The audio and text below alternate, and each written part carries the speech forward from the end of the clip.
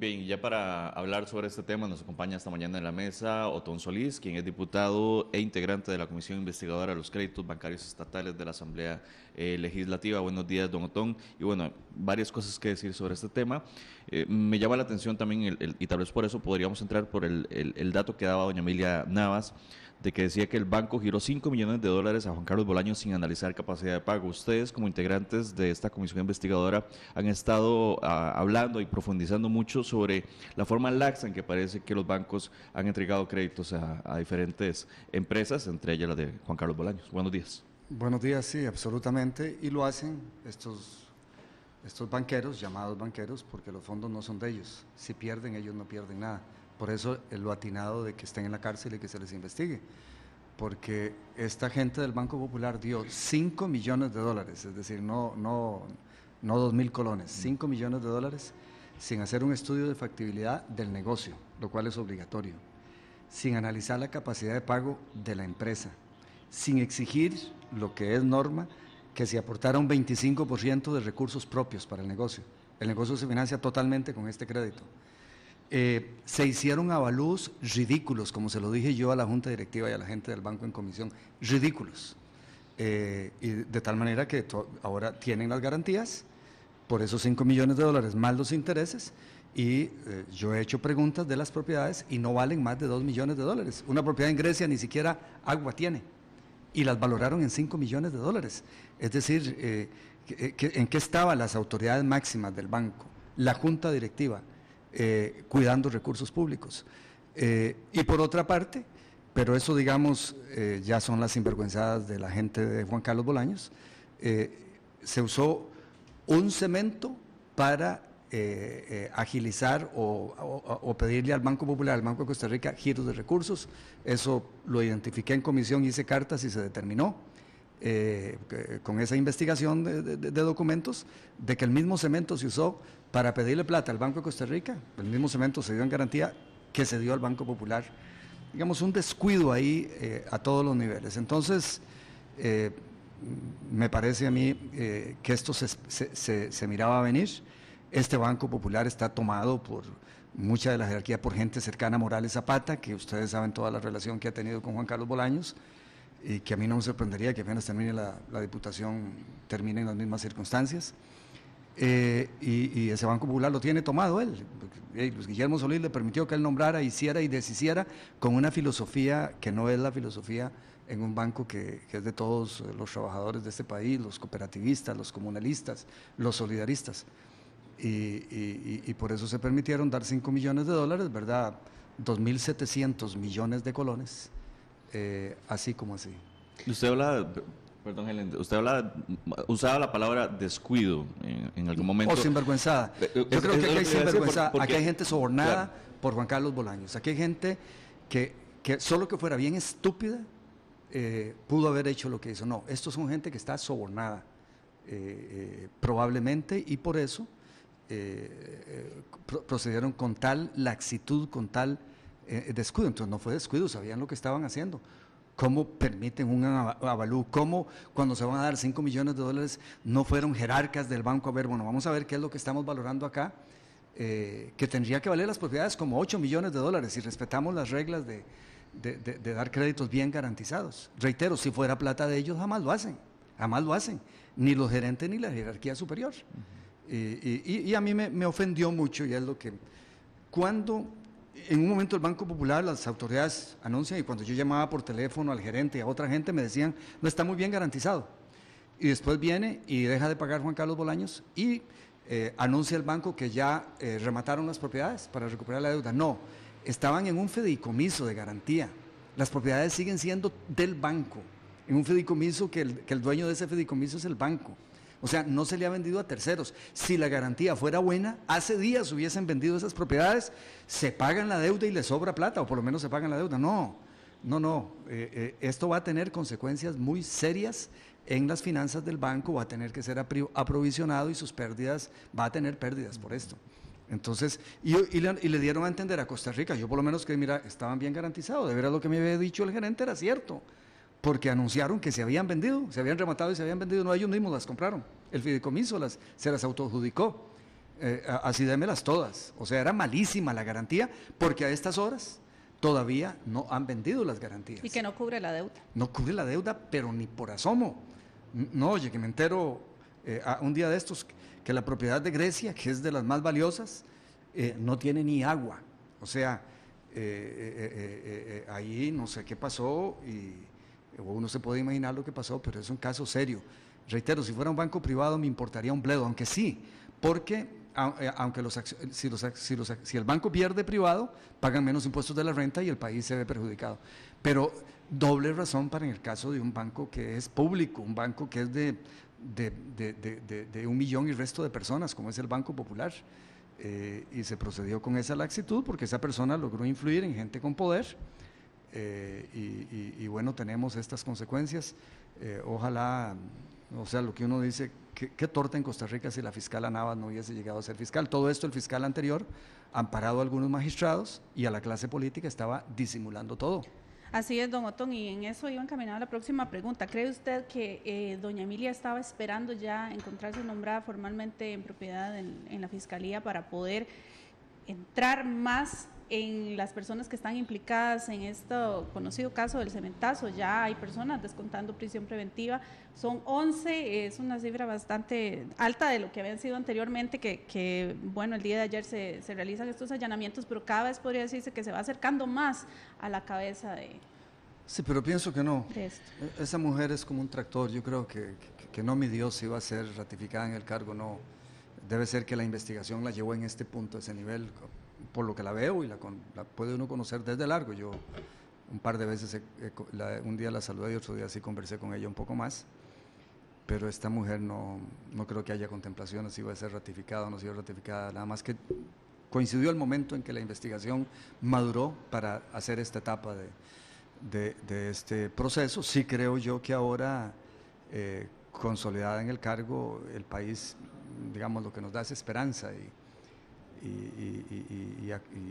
posibilidades de que se haga justicia, y sobre todo que sea una advertencia a los corruptos de la clase política y estos puestos gerenciales altos, porque siempre sepan ustedes que estas personas, las del Banco de Costa Rica, estos del Banco Popular, otros del Banco Nacional, que nos enteramos que dieron platas a granel, así a empresarios como Samuel Yankelewicz, son personas que no crean, tal vez los costarricenses no crean que ganan 800,000 colones por mes o 1 millón de colones por mes. Son personas que están en salarios superiores, todas de 4 millones para arriba por mes, con su aguinaldo y una pensión sasa garantizada, ¿verdad? O sea, se les paga así porque se supone que tienen capacidad e integridad, y quizás sí tienen capacidad, pero les falla la integridad, y eso le hace un daño terrible a estas instituciones. Así que no, yo creo que la corrupción está de huida con la fiscala. Ojalá le entre a... Faltan muchos todavía. Yo creo que falta mucha gente, por ejemplo, algunas autoridades del Banco Popular, por ejemplo, como las que intentaron engañar a Costa Rica diciendo que era tan buena la garantía que habían ya rematado las propiedades. ¿Ah? Por algo lo hicieron, para engañar. Por dicha, algunos de nosotros, yo particularmente, en la comisión le hice las preguntas del caso y nos percatamos de que no, que las habían autocomprado. Él quiso el avalú, la dirección de avalú del Banco Popular, que fue a hacer estas cosas. A mí me sorprende que no está en prisión. Esa persona cometió, hizo una barbaridad, ¿verdad? A mí no me sorprendería que sea sobornada, que haya sido sobornada para hacer un avalú que permitiera conceder $5 millones, y a las autoridades del banco, que permitieron que nos hiciera estudio de factibilidad del negocio, capacidad de pago, y los análisis y las exigencias de capital propio para una operación de esta magnitud. Es decir, ustedes entienden que cuando alguien hace un negocio a puro crédito, no tiene nada que perder, porque si pierde ya no aportó nada. Por eso es importante que haya garantías propias. Yo eso lo encontré en el caso del Banco Anglo, donde todavía están en la cárcel algunos. Es una lotería, ¿verdad? Usted cuando compra lotería, si no gana, no se arruina. Y si sale bien, se hizo millonario. Bueno, eso es lo que algunas gentes hicieron en el Banco Anglo y aquí con Juan Carlos Bolaños. Si salía bien, ganaba, y si salía mal, el deudor no perdía nada. porque no había aportado nada. Vea usted que ni siquiera el seguro de caución, que los sinvergüenzas del Banco de Costa Rica dijeron que era la salvada, sirvió, como lo vaticinamos algunos, una empresita de juguete que es Oceánica, con un capital muy inferior, una cuarta parte del crédito, y el Banco de Costa Rica lo acepta y modificó las reglas específicamente en ese caso. Nunca antes se había aceptado un seguro de caución que no fuera del INS, que sí tiene un capital de 1.500 millones de dólares. Y ya el INS había rechazado darle seguro de caución a Juan Carlos Bolaños, y los sinvergüenzas del Banco de Costa Rica lo aceptan. Y cuando les preguntamos quién tomó la decisión, todos se quitaron el tiro. Por eso merecen estar donde están, porque fueron a mentir a la comisión, a lavarse las manos, reitero, personas que se ganan en ese caso 6 millones, 5 millones, 7 millones de colones. No, el gerente, 15 millones de 200,000 colones por mes se ganaba, Barrenechea. Y todo lo acomodaron para que esta persona, que en influencia política, en casa presidencial con algunos diputados, recibiera estos recursos que hoy están perdidos, ¿verdad? Don Otón, como usted lo dice, estos temas todavía falta mucho, o usted dice, pues falta mucho todavía por descubrir, todavía hay investigaciones que están ahí. La misma comisión investigadora, y esta es la pregunta que le iba a hacer, concluye pronto sus labores con ustedes. ¿Debe continuar esta comisión en la próxima legislatura con los nuevos diputados, dado que muchos de estos temas se han puesto sobre la mesa de discusión y se ha hecho la denuncia política por parte de la comisión investigadora? Bueno, ¿debería mantenerse? Yo creo que si aparecen otros créditos, nosotros estamos analizando ahí 4 casos en que nuestra contribución es inferior a la del caso del cemento por 2 razones. Una, porque ya casi están todos judicializados. En el caso del cemento no había casi nada judicializado, y lo que estaba judicializado estaba protegido por el fiscal, magistrados, diputados, y no caminaba. Y bueno, porque ahora pierde importancia la investigación legislativa cuando tenemos una fiscal que cuando le llega una denuncia investiga y no le tiene miedo a la clase política. Y porque espero que la sala penal cambie, y si no cambia, que pongan las bambas en remojo y no sigan protegiendo a políticos como lo hicieron en asocio con Chavarría, el exfiscal, la sala tercera penal y especialmente un magistrado, pero ellos estaban protegiendo a la clase política alrededor de este negocio, y un magistrado directamente ayudándole a este señor a averiguar cómo iba el expediente y acompañarlo a todas partes. Y yo creo que ahora, digamos, nuestra labor fue importante, y hay que decirlo, de una parte de la prensa, porque estos casos estaban dormidos en la Fiscalía por esa corrupción que se desarrolló en una parte del Poder Judicial, y nada pasaba. Entonces nosotros creo que con el trabajo que hicimos logramos evidenciarle a Costa Rica, y ahí toda la prensa tuvo que incorporarse, porque no dependía la información de los costarricenses de la prensa, que a veces puede seleccionar a qué le da importancia y qué no. Aquí fue evidente, si alguna parte de la prensa intentaba defender a alguien, a Barrenechea, a Paola Mora, no pudieron abstenerse luego de denunciar, porque era evidente lo que estaba pasando. Entonces las comunicaciones transparentan, y le permitió a Costa Rica ver directamente todo, no intermediado por la prensa. Yo estuve en la comisión del Anglo, que fue un caso de robos y sinvergüenzadas de una magnitud también gigantesca, nada más que no estaban involucrados todos los poderes. Y ahí sí la prensa escogía qué informaba, porque no había la tecnología que ahora tenemos para en stream, en vivo, todo el mundo se entere de qué está pasando. En ese caso la prensa escogía y podía darse el lujo de sesgar o proteger o qué sé yo. Pero en este caso no, en este caso mandó la tecnología, no la prensa. Y Costa Rica presionó, y el Poder Judicial se percató que si seguían haciendo el ridículo iba a caer todo el Poder Judicial, toda la Corte Plena. Y finalmente la Costa Rica entera, bueno, una buena parte de Costa Rica, toda la prensa hizo una tarea gigantesca. La prensa, que al principio, no sé por qué razón, no se metió y contribuyó muchísimo. Y bueno, excepto los delincuentes, los pillos de la política, y alguna gente en altísimos esferas de poder siguen creyendo que esto fue por politiquería, ¿verdad? Hay un montón de gente en la cárcel, y yo creo que todavía hay gente en casa presidencial que sigue creyendo que esto fue por politiquería, o como dijeron, por resentimientos de algunos. Pero no, es un caso grave, y con esta fiscalía, usted me habla futura comisión. Yo creo que con una fiscalía sí pierde importancia el papel de la Asamblea Legislativa en eso, pero sí, si aparecen casos y se ve que está dormidita la cosa, ojalá que haya diputadas y diputados que no tengan temor ni deudas con nadie, ni que los hayan chantajeado, ni que a nadie los pueda haber comprometido, porque los estoy invitando a comer o ofreciéndoles vuelitos o viajecitos a Panamá o vuelos en helicóptero, y que estén libres, totalmente libres, para, sin chantaje alguno, actuar con toda la dureza que se espera de un diputado, porque para eso nos pagan. Hace unos meses me dijo una diputada, cuando yo le dije, ¿cómo usted se asocia con tal y tal político que se sabe? Y me dice, es que yo vine aquí a legislar y no a denunciar. Y le digo, pero nos pagan para denunciar. El control político es parte de nuestras funciones y nos dotan de una inmunidad que nos hace prácticamente inamovibles para que seamos severos con el control político y el control de la corrupción. Yo le dije a esa diputada, ¿usted le pagan para esto? ¿Usted cree que yo lo hago porque me gusta? Me pagan para proponer legislación, estudiar proyectos y para luchar contra la corrupción. Es función fundamental del diputado. El diputado que llega y cree que esa pelea no le tiene miedo porque él llega a otras cositas ahí. No, si hay corrupción hay que enfrentarse a los compañeros de partido, si hay que enfrentarse a ellos. Porque si no, por eso nos dan este poder.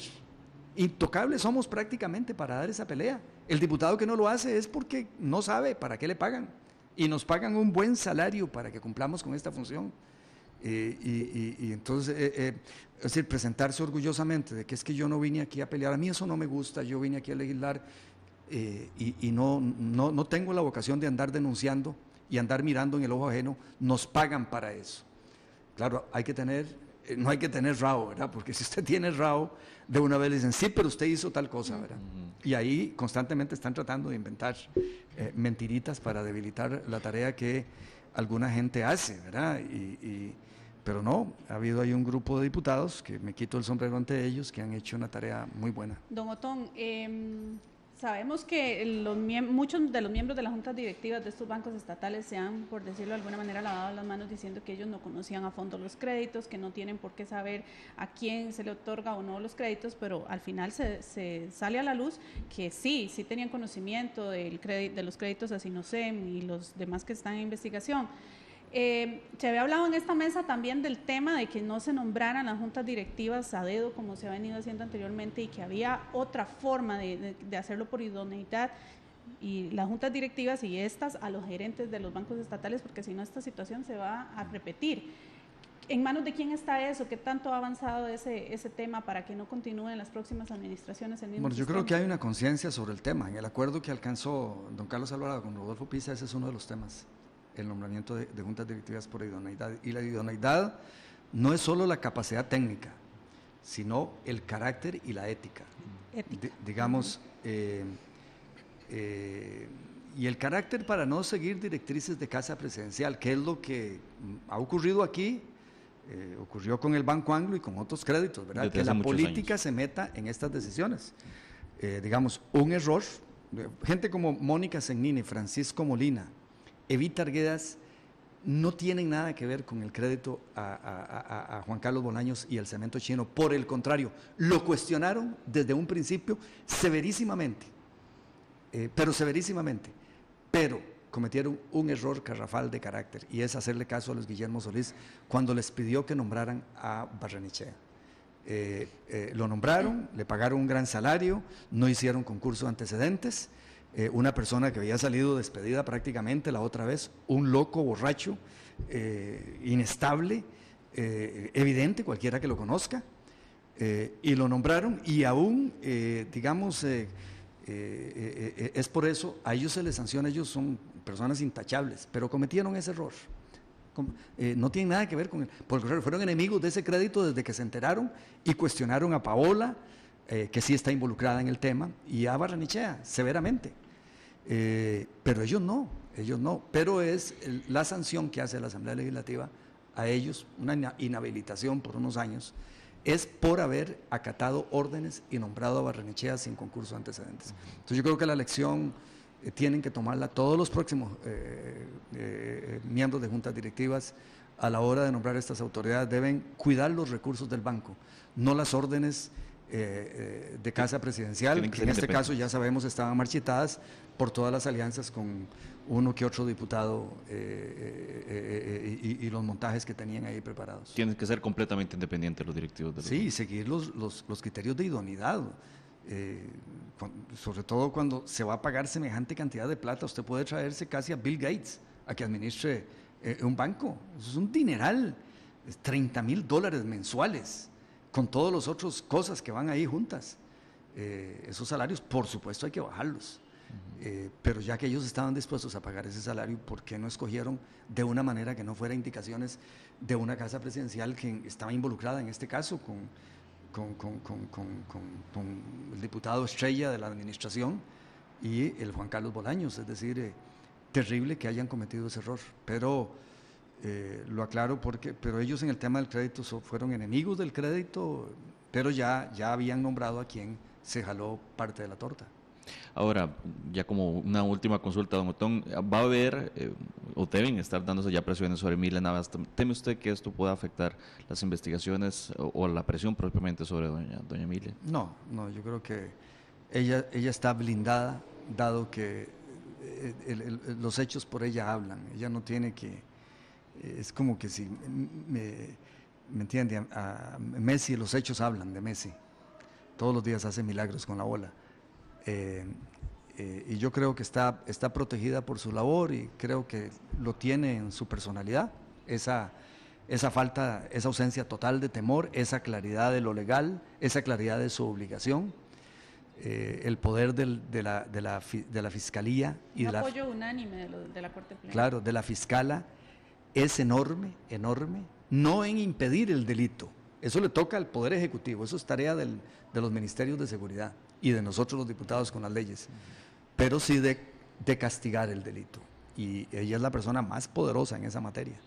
Y además, en casos de la clase política, solo ella los puede instruir, analizar, y solo por ella tiene que pasar todo. Por eso el peligro de una persona corrupta, agradecida con la clase política y dispuesta a pagar las gracias con favores, como ocurrió con el anterior. Y logró hacer que la sala penal lo hiciera también. Ella, con ese poder enorme, yo creo que se percata de sus enormes responsabilidades, porque aquí la corrupción con la clase política hay que entrarle y duro, ¿verdad? Y no hacer lo que hizo la sala penal, el magistrado Gamboa y el anterior fiscal, de que vieron una prueba importantísima enfrente en relación con 2 diputados, y no fue que concluyeron que no era relevante, o que no la vieron, es que la vieron y dijeron que no existía. O sea, vieron llamadas entre los 2 diputados y a la par de esas llamadas estaban las centenares de llamadas entre cada uno de esos diputados y Juan Carlos Bolaños. Y dijeron que no existía. Es un acto de corrupción total. Por eso creemos que la sala penal debe irse completa, por omisión o algunos porque estaban comprados y eran parte de la treta. Creo que más omisión, pero es un error inaceptable. Es un error inaceptable. Y entonces, pero en eso estaba la fiscalía anterior y en eso estaban algunos de estos magistrados. Muchísimas gracias, Otón Solís, diputado e integrante de la Comisión Investigadora de Créditos Bancarios de la Asamblea Legislativa. Vamos a otro tema por el que INCAE Business School realizará hoy lo que ellos llaman Diálogo Reto Costa Rica en materia de finanzas del sector público, infraestructura, desarrollo productivo, comercio exterior y relaciones internacionales, además de desigualdad regional. El evento pretende conocer lo que piensan sobre estos temas los equipos que acompañan a los candidatos a la presidencia, Fabricio Alvarado y Carlos Alvarado. Para ampliar de este tema, Helen, ya tenemos lista a nuestra compañera Denise Mora. Buenos días, Denise.